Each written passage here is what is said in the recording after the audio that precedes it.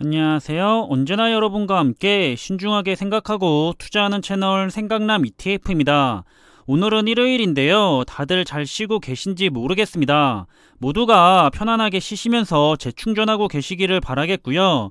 최근 전 세계 투자자들의 자금이 몰리고 있는 상장 지수펀드 ETF 시장입니다.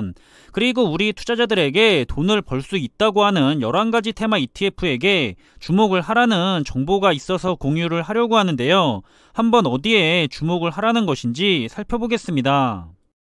주변을 보면 투자를 위해 관심이 가는 업종이나 기업들은 있지만 한 종목이나 소수의 종목에게 몰아서 집중 투자하기는 싫거나 부담스럽다라는 투자자들이 생각보다 많이 있습니다.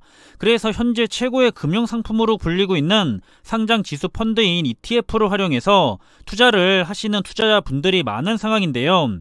각 분야에서 수혜를 받고 있는 기업의 주식으로 이루어진 주가지수를 추종하는 방식으로 운영이 되는 상품이고, 주기적으로 편입 종목과 투자 비중에 대한 리밸런싱 작업이 이루어지기 때문에 안심하고 투자를 할 수 있다는 장점이 있어서 개인 투자자들이 많은 관심과 기대를 가지고 투자를 하는 것이 아닐까 싶습니다. 우리나라의 미래에셋 자산 운용의 자회사인 미국 ETF 운용사인 글로벌엑스에 따르면 지난 1년 동안의 테마형 ETF의 자산 가치는 128%나 성장했다고 합니다.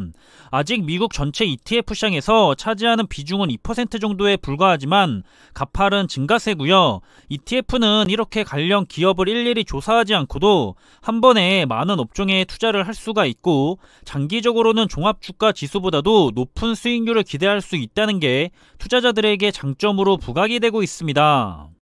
우리나라 시장도 예외는 아닌 상황인데요. 작년 한 해 주식시장의 화제는 전기차나 2차전지, 반도체, 메타버스 등 온통 테마형 ETF들이 차지했다는 것을 잘 알고 계실 것 같습니다.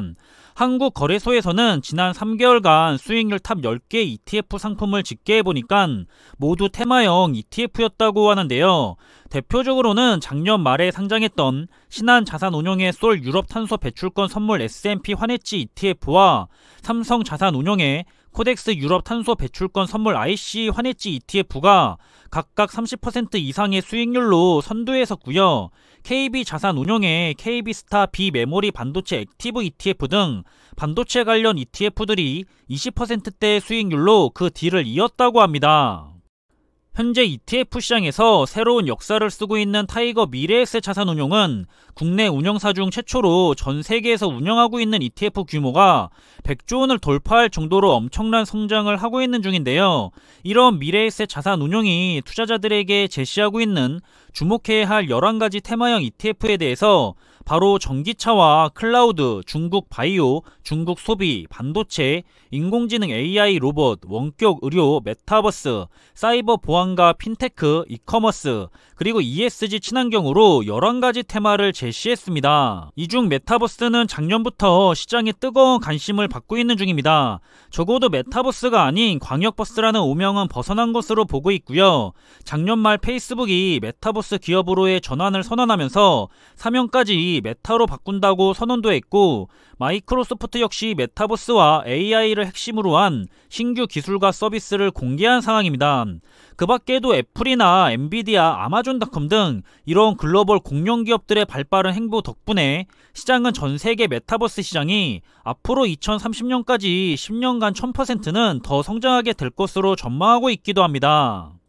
그리고 4차 산업은 역시나 수많은 데이터를 활용하게 될 산업 분야가 많은데요. 앞으로는 지금보다도 더 많은 데이터를 활용하게 될 것이 너무나도 확실하기 때문에 그런 데이터를 안전하게 보관하고 저장하며 관리하는 클라우드 산업에 대한 전망이 밝다고 할 수가 있겠고요.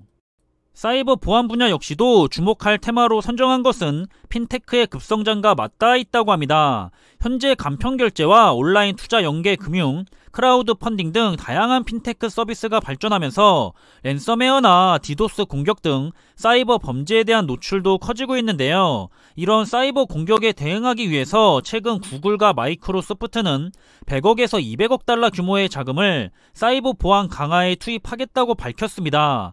이렇게 주요 빅테크 기업들을 중심으로 사이버 보안에 대한 투자 계획이 발표되는 만큼 관련주도 반응할 것이라는 게 업계의 분석입니다.